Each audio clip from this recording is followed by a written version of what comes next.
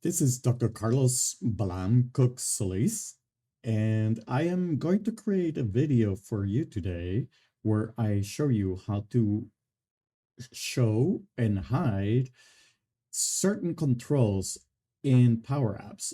This is a simple video that only aims to show this capability and how we can switch that on and off when we want to show or hide certain controls in Power Apps based on some of the user actions. This is something that I discussed in my bootcamp yesterday with my students, and they were a little bit confused. So let's go ahead and see how it's done. But first, here's my intro.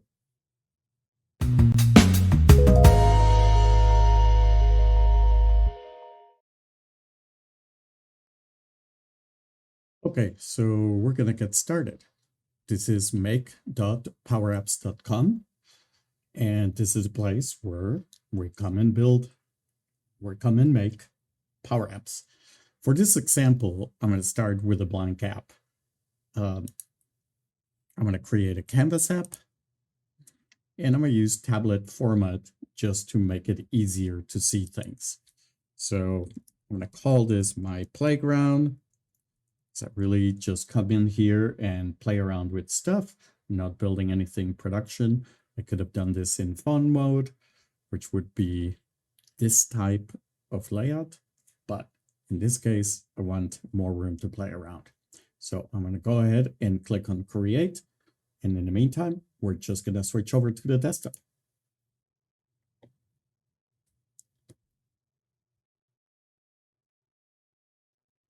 Okay, in the scenario that I'm going to create, I'm going to have one screen, and we're going to put a button somewhere here, and it's going to take the user to a new screen.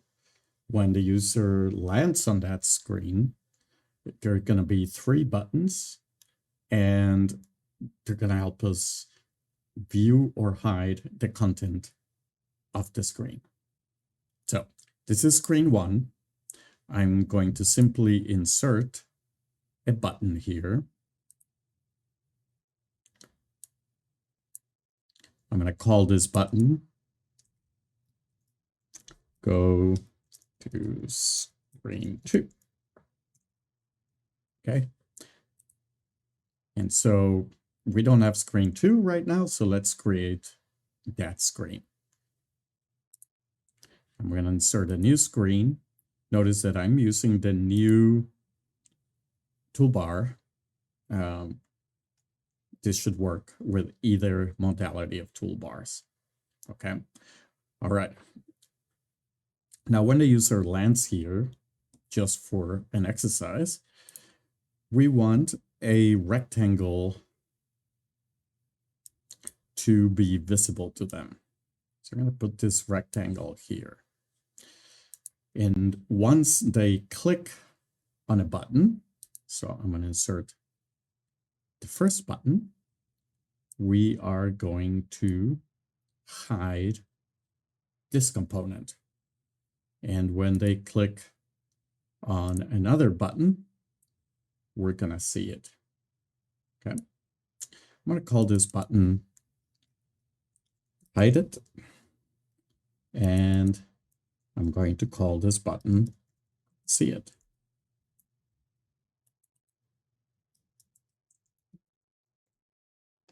Okay, super simple. Most of the components, if not all, I'm not sure, so I'm not going to say all, have one property. That property is called visible. So having highlighted the component I want to hide or display, I can see it's chosen here, and I can pull this drop down to see its visible properties. And this makes sense, right? So the question is the rectangle visible? And because it's set to true, I can see it. If I change this to false, you can see the rectangle has disappeared. And I cannot even find it by clicking around the screen. But I can find it back by looking at my tree view. Okay, and if I set this back to true, it becomes visible again. So one way to think about this is that we can change the visible property of this component by creating a container that either holds the value true or the value false. And that container is going to be a variable. That's going to be our holder.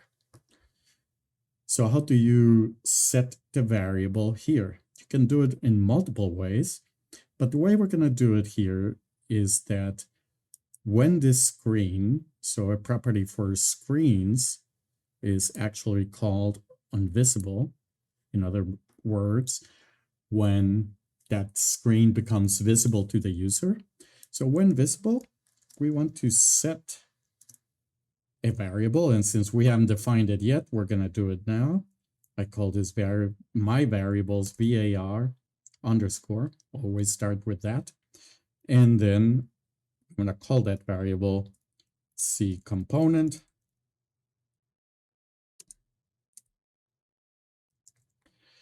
And then I'm going to set its value. And I want to set its value initially to true. Okay.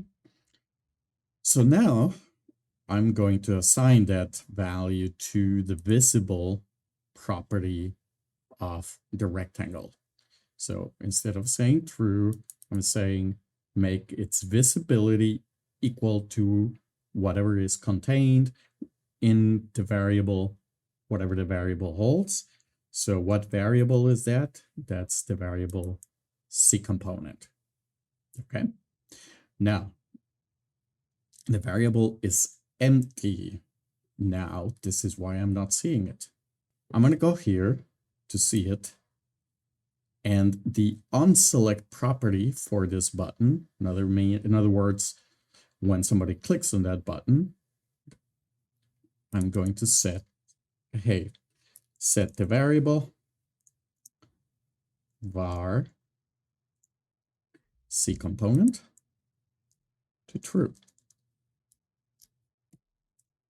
Okay, so let's see what happens when I click see it.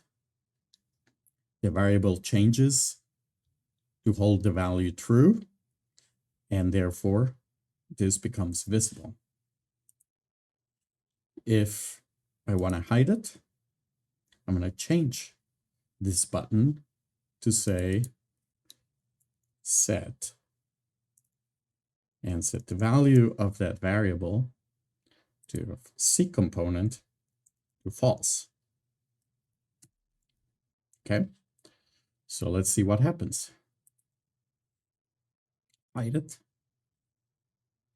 The variable is holding the value false, and because the visibility of the rectangle is based on what the variable is set to, it's hidden.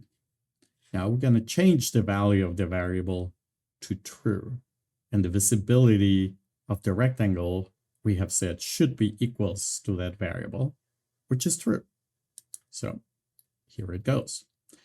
So one last thing, we want to always make sure that this is visible when that screen is loaded.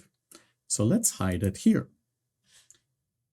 Go back to screen 1 and ask that button to navigate to that screen. Navigate to screen 2. Okay.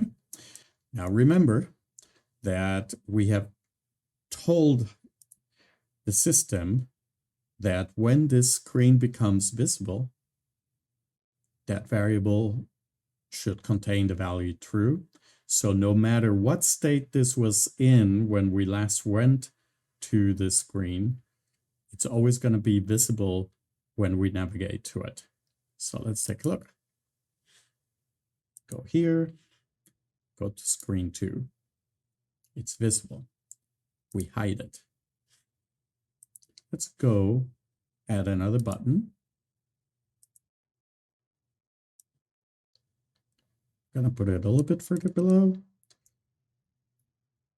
Go to screen 1.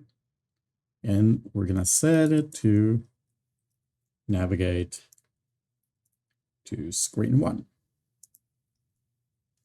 Okay. So notice that right now, this is not showing the rectangle because the variable is set to false. I'm going to go to screen 1, and then we're going to go back to screen 2. And this became visible because we had set the instruction that when the screen becomes visible, the view rectangle variable should hold the value true. All right. Hide it. See it. Hide it. Screen 1. Screen 2. It's visible again. So I hope this makes it a little bit clear for you.